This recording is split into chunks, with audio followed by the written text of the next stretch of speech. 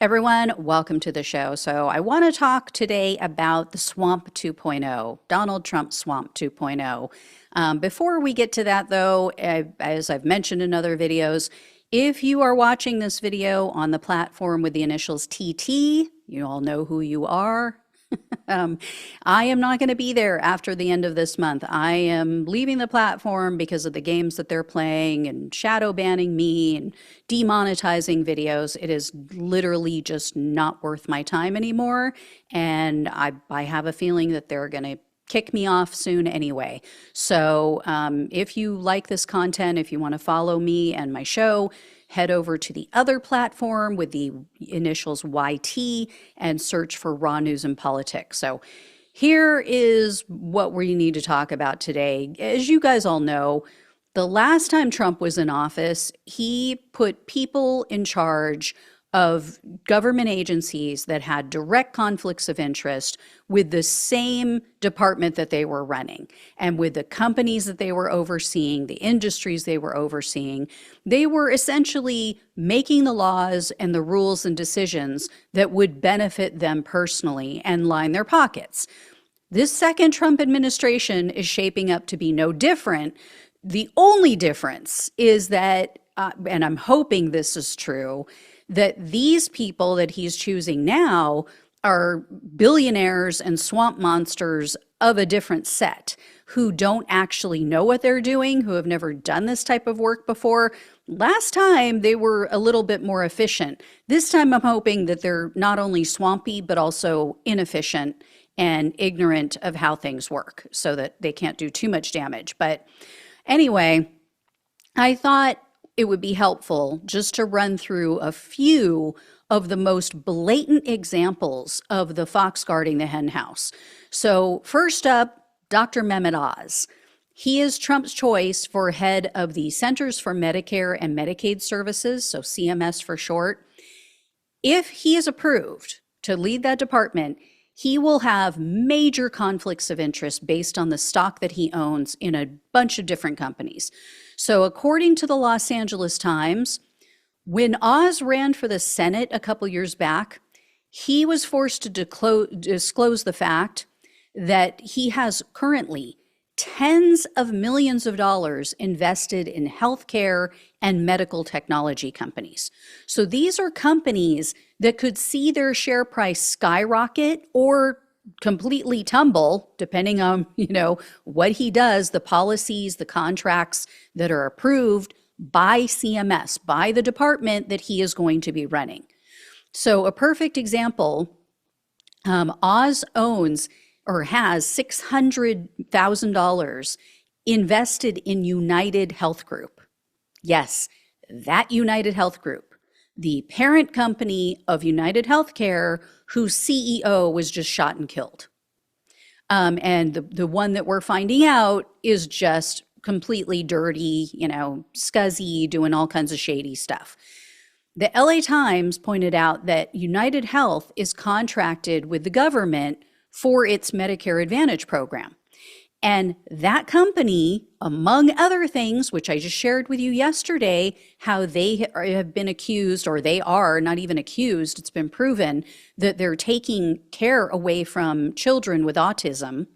But they've also been accused of overcharging the government. So is Oz going to stop them? Is he going to stop this overcharging? Is he going to stop them from screwing over children with autism, given that he has a financial stake in that company? And then last week, USA Today reported that Oz's financial disclosures show he has $56 million invested in 3 other companies that are contracted with and directly involved with CMS, with the department he is going to be tasked with overseeing. 56 million. And when the Times reached out to him and asked, hey, are you going to divest? Like, if you get approved by the Senate, are you going to divest these different companies or the stock in this company as the head of the CMS? He refused to answer. So, as the LA Times put it, quote, It won't be clear if he's making decisions based on what's best for Medicare and Medicaid patients or on what's best for his stock portfolio. Yeah. Yep.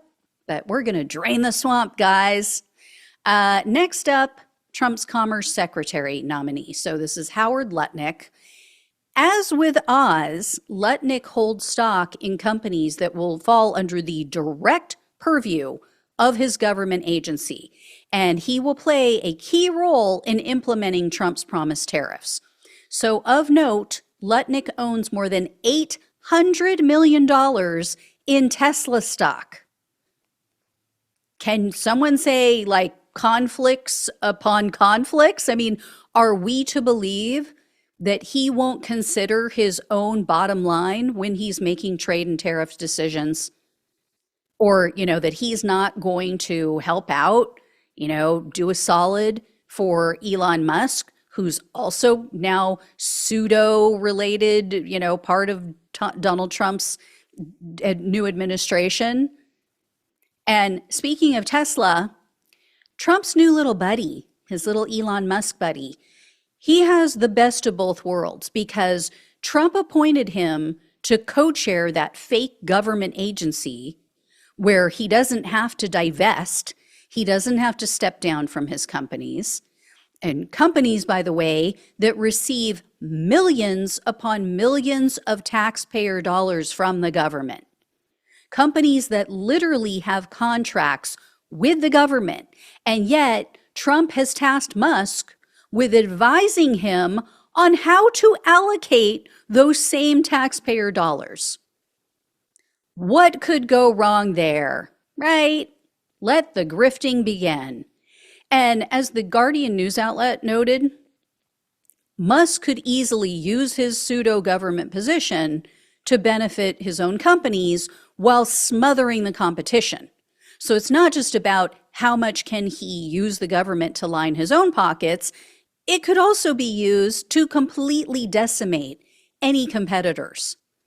And one example they cite, Musk has a satellite internet company, which I'm sure you guys all know, Starlink. The Biden administration was able to secure more than $42 billion to try to expand internet services into rural areas in America. So that was part of the infrastructure bill that was passed over the past 4 years. Well, Starlink service, they determined, the government, they said it's too slow. So the government contracted with other companies. It just didn't come to their standards. It didn't meet their standards. So Musk has been very critical of this program. And if he convinces Trump to cut the funding, this matter could get tied up in court for quite a while because Congress already allocated those funds. But, if Trump, the captain of the ship and his little skipper, his little buddy, decides they don't want to do this, and, they've already shown that they can muscle their way through, they can totally bully the people, all the members of Congress. So we'll see. But, any delay is going to increase the value of Starlink. So either way, this is a win for Musk. So these are just 3 of the grifters that are nominated by Trump. There are so many more. And Trump has just been brazen about appointing people who gave him the most money during his campaign. So, for example, a former Federal Election Commission attorney named Larry Noble, he told the Guardian news outlet, quote, "The naked transactional nature and potentially dangerous conflicts of interest reflected in Trump's ongoing paybacks are unprecedented in modern times. And the media is filled with additional stories of Trump bringing in lobbyists, which he claimed to be against. Now, I know a certain percentage of Trump voters are not going to give a damn about this, right? But the ones who voted for him for his racism, for other sick reasons, they're not going to care.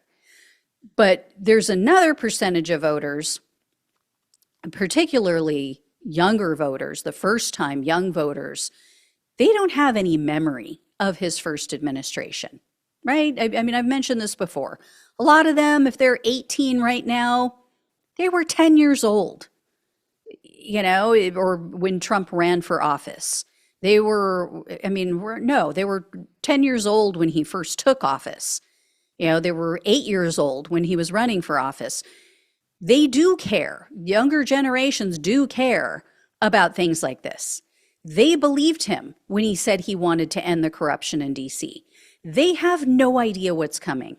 They have no idea how much they just voted against their own best interests and ideals.